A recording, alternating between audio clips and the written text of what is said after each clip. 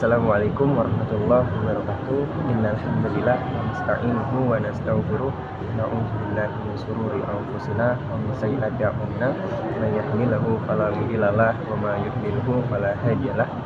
Asyhadu an la ilaha illallah wa asyhadu anna Muhammadar Rasulullah. Rabbi shrah li sadri wa yassir li amri wahlul 'uqdatam min lisani yafqahu qawli. Kenalkan, nama saya Rangga Permana dari kelas KPIC semester 2. Di sini saya akan menyampaikan hasil resume yang saya pahami tentang tujuan penciptaan manusia. Nah, sebelum masuk pada pembahasan, perlu kita ketahui bahwasannya manusia memerlukan pendidikan. Kenapa begitu? Karena manusia ini memiliki banyak potensi yang ada di dirinya. Banyak potensi-potensi yang digali dan dicapai dengan pendidikan itu. Nah, makanya manusia, terkhususnya kita, tergantung pada pendidikan kita itu agar potensi-potensi tadi bisa tercapai. Nah, beda halnya dengan hewan. Hewan hanya mengandalkan insting dan nalurinya belaka untuk beradaptasi dengan lingkungannya.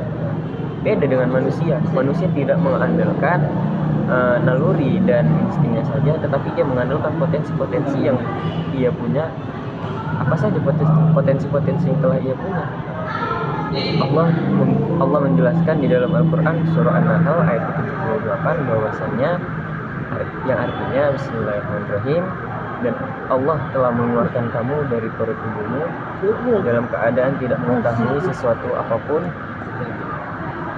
dan dia memberikanmu pendengaran, penglihatan, dan hati agar kamu bersyukur. Nah, di situ udah Allah jelaskan potensi kita. Nah, pendengaran, penglihatan, dan hati plus akal, itulah yang membedakan kita dengan hewan.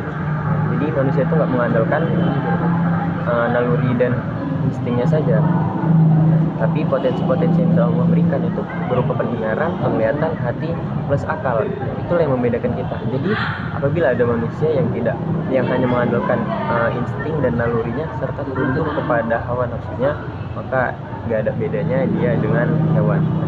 Masuk ke pembahasan, yaitu tujuan penciptaan manusia. Yang pertama, tujuan Allah menciptakan manusia itu sebagai pengabdi kepada Allah. Itu dengan kata lain menjadi budak atau hambanya Allah. Sudah Allah terangkan dan Allah jelaskan di surah Az-Zariyat surah ke-51 ayat ke-56 yang berbunyi Bismillahirrahmanirrahim. Wa ma khalaqtul jinna wal insa illa liya'budun. Artinya, dan tidaklah menciptakan jin dan manusia melainkan hanya untuk beribadah kepadaku. Nah, di situ Allah menjelaskan hanya untuk beribadah, senantiasa beribadah. Jadi tujuan Allah menciptakan manusia itu untuk beribadah dan senantiasa beribadah, menjauhi segala larangan dan mengerjakan segala perintah-perintah Allah. Itulah tujuan Allah menciptakan manusia di bumi ini.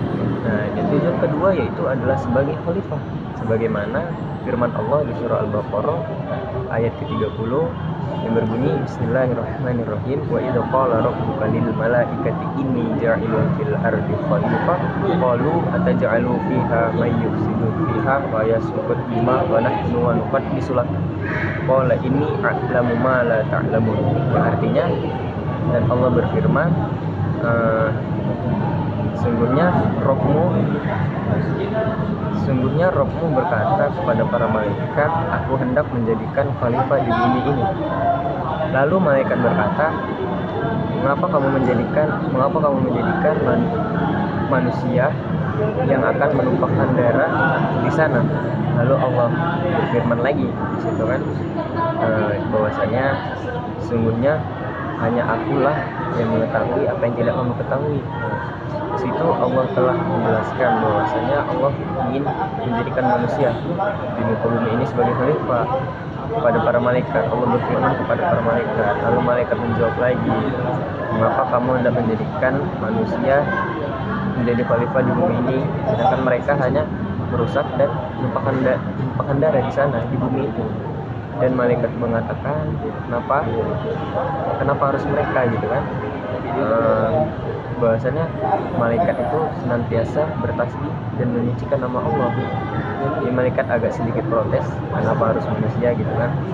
Lalu Allah balas lagi bahwasannya sesungguhnya hanya akulah yang mengetahui apa yang tidak kamu ketahui, kata Allah. Jadi kita ambil contoh kecilnya saja, bahwasannya khalifah itu ialah pemimpin penguasa. Kita ambil contoh kecilnya itu khalifah untuk diri kita sendiri. Jadi khalifah seorang pemimpin pasti punya tanggung jawab, dan pasti apa yang dipimpin itu akan Allah mintai pertanggungjawabannya. Jadi contoh kecilnya diri kita sendiri gitu kan, bahwasannya kita sebagai khalifah, sebagai pemimpin diri kita sendiri, kita harus menyesuaikan dan menggunakan potensi-potensi yang telah Allah berikan tadi untuk beribadah dan mengabdi kepada Allah, dan tidak semata-mata untuk bermain-main, karena semuanya akan dimintai pertanggungjawaban oleh Allah Subhanahu wa taala. Nah, mungkin itu saja yang dapat saya sampaikan dari hasil resume yang saya pahami dari materi tadi. Lebih dan kurang saya mohon maaf kepada Allah, saya mohon ampun. Wabillahi taufiq wal hidayah. Assalamualaikum warahmatullahi wabarakatuh.